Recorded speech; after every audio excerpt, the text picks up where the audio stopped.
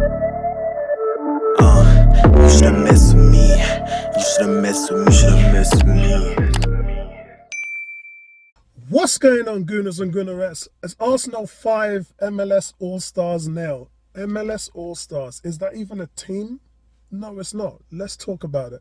And I know a lot of my followers and subscribers, they know about American sports. They know about the All-Star games. And let's just explain one thing here. All-Star games is about entertainment. That's why you have the three-point shot, the dunk competition. That's why you have the NFL experience, like where fans get to kick field goals and all of that stuff. It's an event. It's a weekend of fun, excitement, an event where the best players get to showcase their talent. What you had last night in America was an atrocity. It was an absolute blowout. And let's get this straight, guys. Let's put this on record. In the last 5 years, since 2018, the MLS All-Stars have scored a total of 1 goal against the European teams. They've never won a game, and they've scored 1 goal. Now, how is that supposed to be fun? How is that supposed to be entertainment? I mean, I get where they're going with the skills challenge. What made me laugh was a lot of Arsenal fans just didn't get it, because they don't understand the American side of the sports and all the entertainment and the lights and show, and they don't really understand all of that. But the skills challenge and things like that is what it's all about. That's the event. It's an event. It sells tickets. It has large amounts of people watching on TV. And here you've got one team, which is the makeup of the best players of the MLS, against Arsenal, one of the best teams in the world who are going for a title championship. And it's not even close. It's not even a competition. I mean, I think what America should have done straight away was invite Arsenal for all the fun and entertainment of the skills challenge and all of that. And I think that really that should be it. I think that what the MLS should do, hear me out, they should do 2 things. First of all, they should make it an East versus West game. Yeah, they should do it on different sides of the continent in the league, just like they do in the NFL and then they do in the NBA. That's what they should do. Secondly, they should make it fun and entertaining.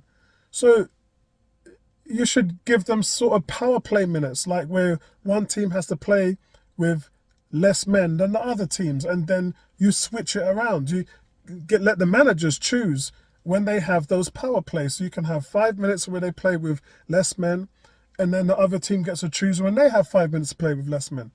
You can make it whereas a goal outside of the penalty area is worth 2 points. Yeah? So there's ways that you can make it more exciting, because that's what America does best. What we saw last night is not what America does best. Because Arsenal are on a mission. You can't mess with them. They are completely and utterly focused on winning. That's it. The MLS All-Stars are completely focused on entertaining. It's 2 different mindsets, and the 2 don't meet. The 2 don't meet, guys. I looked at it and I thought, this is just a travesty. And the quality Arsenal had just oozes. I mean, that in itself was entertainment, right? If you're the American people, that's what you're paying for.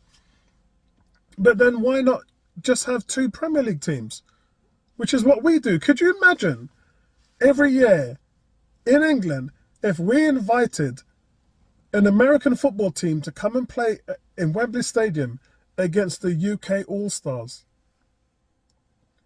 Could you imagine the Kansas City Chiefs, one of the best teams in the world, yeah, going up against London Ravens? That's not entertainment, guys. I'm sorry. That's not entertainment. So this whole thing for me just needs to be looked at again. It needs to be revised. Because if it's entertainment you're looking for, well, Arsenal fans definitely got it. And let's talk about Arsenal fans. Boy, America loves Arsenal, Whoa. America. This isn't the first time. In fact, even last year pre-season, the stadium, they reckon that there was like 90% Arsenal fans in the stadium. That's ridiculous. Arsenal fans just dominating whenever they play in America. And not only are they dominating, but the fan base there must be increasing year on year. Whatever the Cronkies are doing, it's working. Because from a marketing standpoint, Arsenal are a big ticket in the States. They're a huge ticket. And people from everywhere are flying in, traveling state to state to get a piece of Arsenal Football Club. So whatever they're doing from that standpoint is working. And talking about the game itself, it was great to see Declan Rice come on, Urian Timber come on. It was great to see some of the new players come in and amalgamate themselves into the team. But first of all, the quality of Jesus' goal. This guy. Hopefully he doesn't get injured this season. But what I want him to see him do is fly. I just want him to fly this season because there's all this talk about he doesn't score enough goals, he misses a lot of chances, and if you go to any striker in the league, they pretty much miss the same amount of chances. It's just because he's an Arsenal player. Arsenal fans tend to focus on that one guy. Balogun did okay, but it's still from the first game and against Nuremberg when he missed that chance. That's got to be creeping in on him. Because you got to deliver on the big stage. You don't get a lot of chances. There's a number of players that you can look at, like Sambi Lokonga and all them guys. They didn't get a lot of chances, and when they did, you have to make it work. And that was when the team was trying to get into the top four. Now you're challenging for a title. There is no time and space for mediocrity. There isn't. So I hope that they keep him this year. It's 50-50 whether they will keep Balogun. I still think he's third string behind Nketiah. I like what Balogun does in his movement, but as a finisher and as a defender, as a defensive pressing forward, I do not rate him anywhere near Nketiah.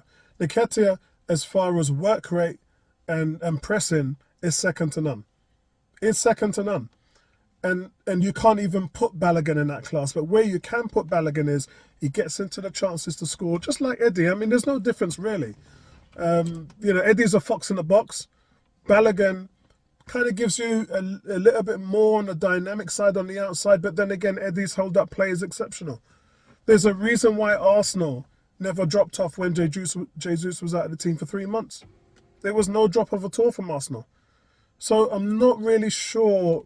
I do think you give Balogun a go, but when you give him a go and you give him a shot, he's got to make it count. Because there's either two ways it can go. It can go where he just isn't ready at that level and it's a big level to jump to. Saliba was, and he's an exceptional player. A talent like that shows the cream rises to the top. And Balogun has to show that. He's got to show that. Otherwise, he's going to be another also-ran. We also got to look on the flip side of it as well. Look what happened with Andy Cole. You didn't give Andy Cole a chance. You ended up selling him and he became a star. Man was scoring 40-odd goals a season. So you've got to be very careful what you do at Balogun. Remember, he's got 2 years left on his deal. And I no longer buy all of this 1 year left on your contract and you're not worth nothing. Because there's a lot of players now going with 1 year left on their deal and they're going for ridiculous, stupid money. We saw Raheem Sterling. We saw Jesus himself, 45 million. So I don't buy into the 1 year left. Having 1 year left on your contract means nothing. Yeah, Madison went for 40 million. He had 1 year left. Gone are the days when you've got 1 year left on your deal and you can be sold for cheap as chips. That doesn't work anymore. So the Balogun issue, me personally, I think you fill out your roster with 25-man players. You include him into your lineup because remember, officially, guys, you still only have Nketiah and Jesus as strikers.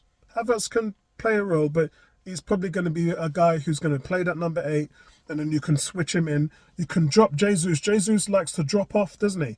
And then if he does that, you can then shoot up Havertz into that anchor role. So you can kind of switch them around. And I love that dynamic between the team. It gives the defense a different look. Jesus will have the ability to pull defenders out, and Havertz then will be able to get more space in and behind, and that creates another dynamic.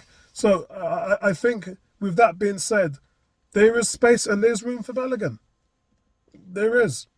They're short of strikers. And so having Nketiah, Jesus and Balogun as your main 3 strikers, and then having Trossard, Martinelli, and Havertz as attacking midfielders who can also facilitate in that role if need be, I think that works. And remember, guys, we're talking about a squad. Yeah, you always have to remember we're talking about a squad.